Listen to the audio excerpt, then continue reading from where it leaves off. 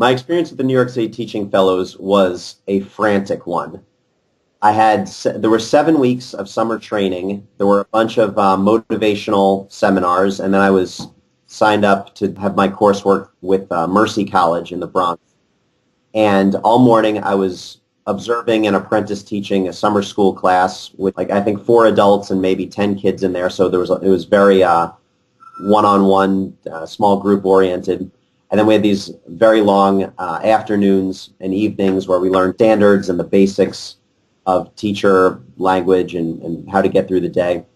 But I was definitely not prepared to manage the overwhelming volume of responsibility, the different tasks. There's so much more to good teaching than just managing the classroom, but that in itself is is an art.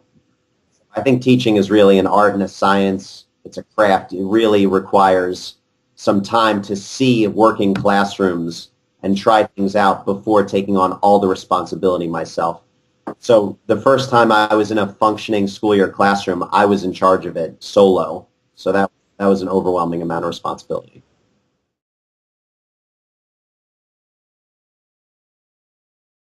I think alternate route is a way to get in the classroom.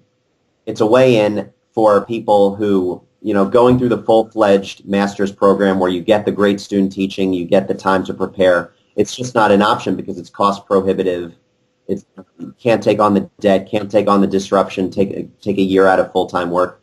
So it is a way into the classroom, but it's not a way to prepare yourself to excel. It really puts all the burden on you to figure it out, which is extremely difficult. So there's a very high turnover rate, lots of burnout, but a lot of strong people do press forward and stay in it. And some people, Teach for America is more oriented toward doing a few years and then moving on to other, hopefully education-related things. So that's not oriented towards career teaching.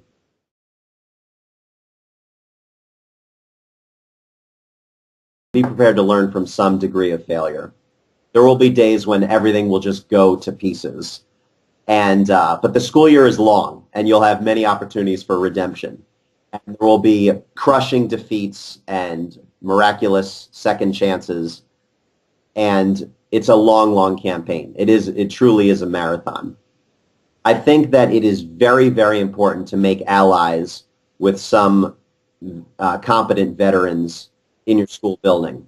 So if the school doesn't provide a mechanism for mentoring, or if you're assigned a mentor who's not a great fit, then it's crucial to do that underground, to really find some people who can help show you the ropes and mentor you in some capacity, because you can't go it alone. It just won't work. If you try to close your classroom door and be an island, that will lead to burnout.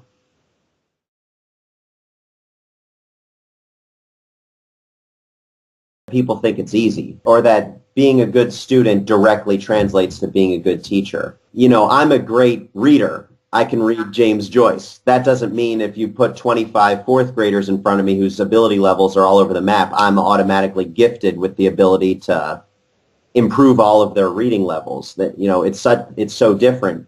So I think this idea that anybody can swoop in and do it is a total misconception. Being able to assess where students are and move them forward and handle 25, 30 of them at the same time, it requires a deep knowledge of pedagogy, of understanding kids developmentally and psychologically, being able to build relationships, being a great explainer.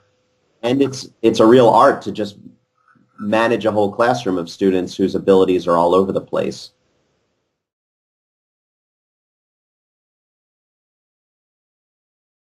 Well, now there's a ton of blogs online to let you know that you're not alone. So that's crucial. I think there are more and more online communities of teachers with great message boards.